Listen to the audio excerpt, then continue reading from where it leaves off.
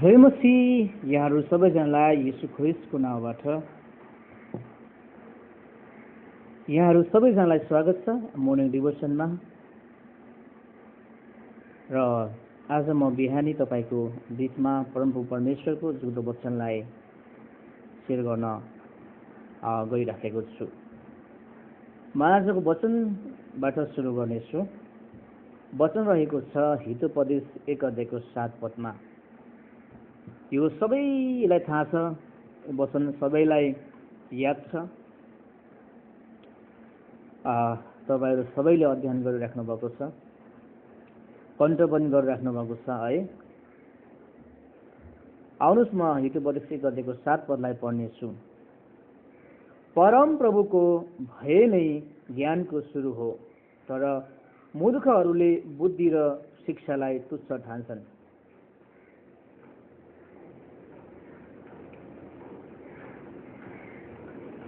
यस वचनबाट म तपाईलाई केही कुरा बाँड्न चाहे। हामी हेर्छौँ भने संसारमा मानिसहरूले बुद्धि ज्ञान पाउनको लागि मानिस कहाँ धाउँछन्, मानिस कहाँतिर दौड्छन्। यो संसारिक बुद्धि है,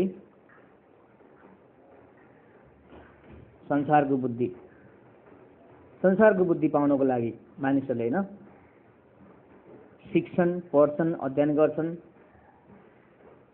मानिसबाट ज्ञान बटुल्छन्। राम्रो कुरा हो।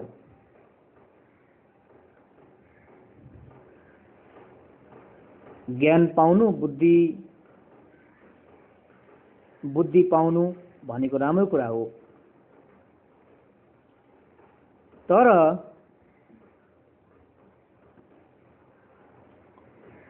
म यस्तो बुद्धि र ज्ञानको कुरा गर्दैछु, त्यो चाहिँ अनन्तताको हो। अनन्तसम्म तपाईँ र हामीसँग रहिरहने, कहिल्यै खत्म नहुने, कहिल्यै नटल्ने, कहिल्यै नबित्ने त्यो बुद्धि र ज्ञानको कुरा गर्दैछु। त्यो चाहिँ परमेश्वरको। अब तपाईँ र हामीले बुद्धि कसरी पाउँछौँ त?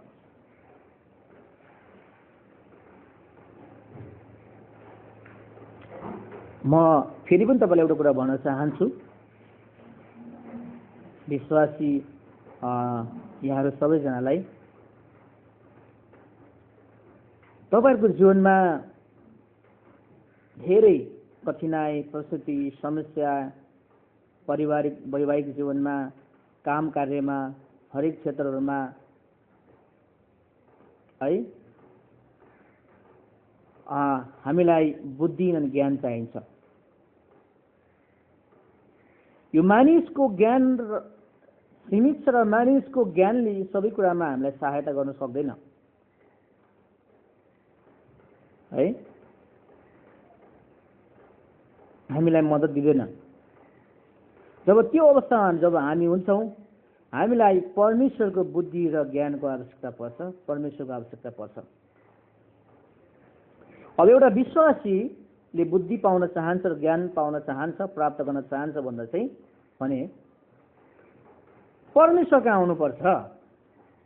सबभन्दा पहिलो कुरो उसले बाइबल खोल्नुपर्छ हैन।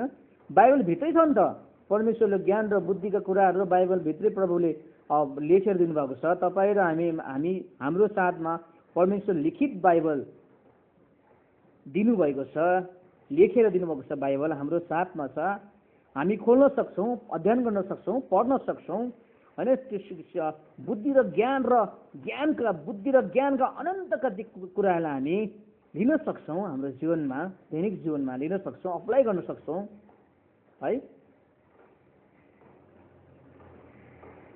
बाइबल खोल्नुपर्छ, अध्ययन गर्नुहोस् है।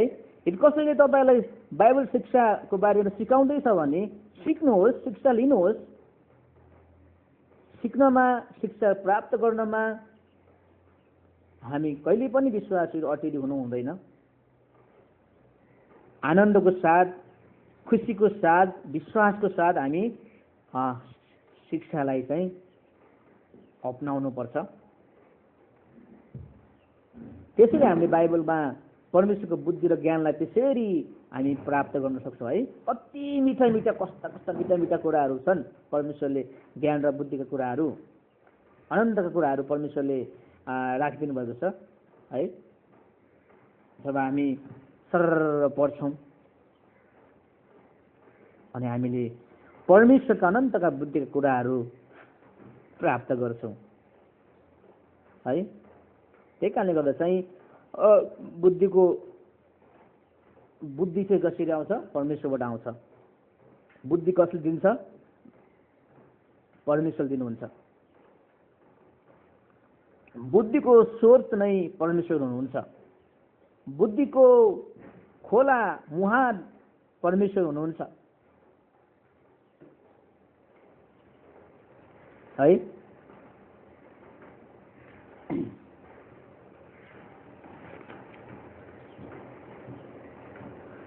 बाइबलले भन्छ परमेश्वरको भय मान्ने बुद्धिको सुरुवात हो।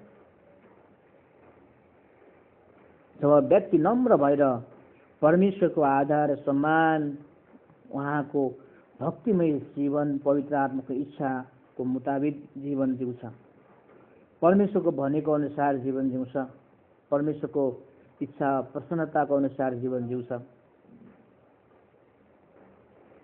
एक विश्वासीले ऊ सधैँ बुद्धिमान, परमेश्वरका बुद्धि र ज्ञानले भरिएको हुन्छ अनि परमेश्वरले उसलाई बुद्धि र ज्ञानले भरिदिनु भएको हुन्छ है। हामीले परमेश्वरको बुद्धि र ज्ञानका कुराहरू यसरी प्राप्त गर्न सक्छौँ है। त्यही कारणले गर्दा चाहिँ यदि तपाईँहरूलाई बुद्धिको आवश्यकता छ, बुद्धि र ज्ञानको आवश्यकता छ भनेपछि परमेश्वरको है बाइबललाई अध्ययन गर्नुहोस्, त्यो भित्र खोल्नुहोस्, पढ्नुहोस् अनि शिक्षालाई अपनाउनुहोस्, सिक्नुहोस्, सिक्दै जानुहोस् है। अनि त्यहाँनिर बुद्धि, अनन्तका बुद्धिका कुराहरू छन्, तपाईँले पाउनुहुन्छ है। त्यही कारणले गर्दा चाहिँ सधैँ तयार हुनुपर्छ सिक्नको निम्ति होइन। अनन्तका परमेश्वरका बुद्धि र ज्ञानका कुराहरू सिक्नको निम्ति सधैँ तयार हुनुहोस्, जानुहोस्, सिक्नुहोस्, बाइबल डेली अध्ययन गर्नुहोस्, अप्लाई गर्नुहोस्। यही छ नि त बुद्धिको कुराहरू है। हामी संसारतिर विश्वासतिर संसारतिर भट्केर लहैमा लाग्नु हुँदैन। संसार पाउँदैन बुद्धिको कुराहरू है। ती छन् भरका हुन्, ती संसारका बुद्धि जति पनि छन् ती सबै टेम्पररी हुन्, ती बितेर जान्छन्, जलेर जानेछन् अन्तमा। तर तपाईँले जुन चाहिँ परमेश्वरको अनन्तका बुद्धिको कुराहरू पाउनुहुन्छ, यो पवित्र बाइबल कहिले पनि के छ? वचन चल्ने छैन, खतम छैन, अन्त्य छैन, जल्ने छैन है। वचन मिट्ने छैन, कसैले मिटाउन सक्दैन। अनन्तका कुराहरू छन्, अनन्तका होइन।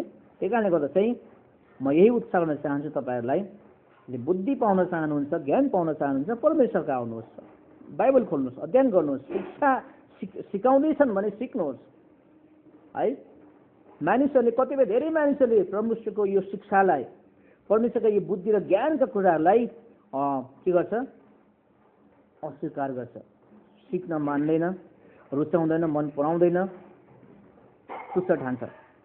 र विश्वासीहरूले यसलाई सहज रूपमा हामी होइन आनन्दको साथ, प्रेमको साथ, विश्वासको साथ हामी के गर्ने? स्वीकार गर्ने, सिक्ने होइन, सिक्ने, अप्लाई गर्ने, लिने, सिकाउने काम गर्नुपर्छ यसलाई। त्यही कारण तपाईँले तब बुद्धि र ज्ञान पाउनुहुन्छ है। परमेश्वरले यहाँ सबैजनालाई आशिष अनुग्रह गर्नुहोस्। प्रभुलाई महिमा भएको होस्। आमेन।